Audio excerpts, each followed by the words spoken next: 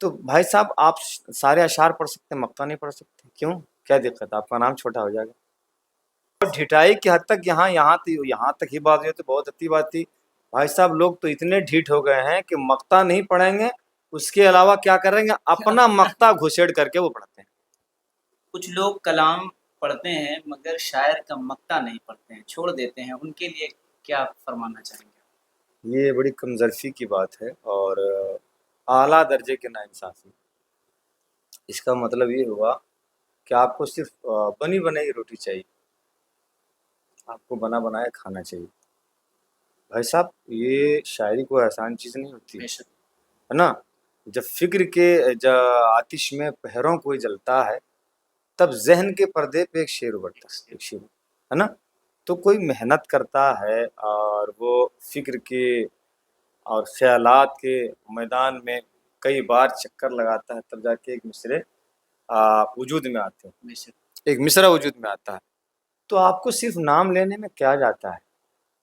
میں اس لیے نہیں کہہ رہا ہوں کہ میرا نام لیا جائے، میں اپنی بات نہیں کر رہا ہوں، میں تو بہت چھوٹا شہر میں کچھ نہیں ہوں.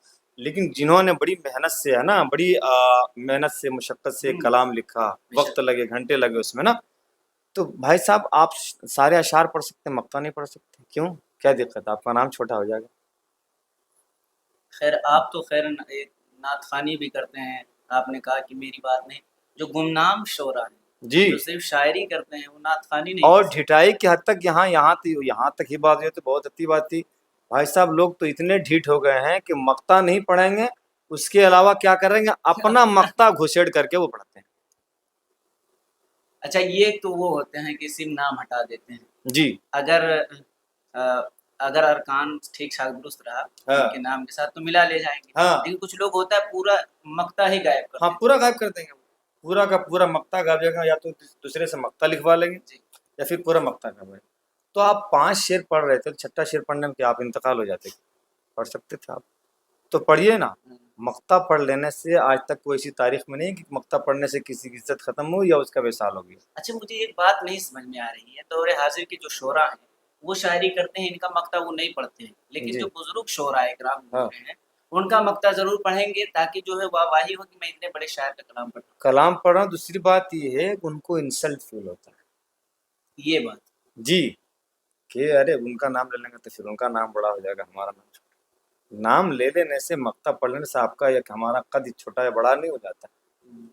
اور مقطع پڑھ دینے سے آپ کا انسلٹ نہیں ہو جائے گا، آپ کی بےزتی نہیں ہوگی، بلکہ لوگ یہ کہیں گے بھائی صاحب یہ صاحب ظرف آدمی ہے، یہ انصاف کا بندہ ہے. جہاں اس نے 6-7 اشعار پڑھے وہیں مقطع پڑھے. ہاں کچھ لوگ ہیں جو باضابطہ مقطع ہی نہیں بلکہ باضابطہ نام لے کے بول کے پڑھتے ہیں کہ فلانے صاحب کا مقطع. یہ ہوئی نا مردانگی والی بات. کیوں چوری کرتے ہو اور چوروں میں نام کیوں لکھواتے ہو؟ آپ کھول کے سینہ ٹھوک کے کہو نا کہ فلاں نے لکھا ہے. بالکل صحیح. شان نہیں گھٹے گی آپ کی، میرا دعویٰ. اور یہ تو ہمارے آقا صلی اللہ علیہ وسلم جسے یہ دولت دیتے ہیں اسی کو ملتا ہے. جی، جسے عزت دینا چاہیں وہی عزت پائے. عزت دینے والا تو اللہ ہے یار، ہم اور آپ کی عزت کسی کو کیا دے سکتے ہیں؟ بے شک. یہ تو بس ہمارے آقا صلی اللہ علیہ وسلم کی نظر عنایت ہے کہ ہم بالکل پرواز بالکل کر رہے ہیں بالکل بالکل بالکل. لوگوں کے نام لینے سے. ہم ایک کسی کی جملہ عزت کہیں نہیں آپ ہوتی. کو، یہ جتنے نعت خواں حضرات ہیں، ہم ہیں، آپ ہیں، کوئی بھی ہو، صرف نعت خوانی کو اپنے وجود سے الگ کر لیں اور اپنی اوقات بتا دیں.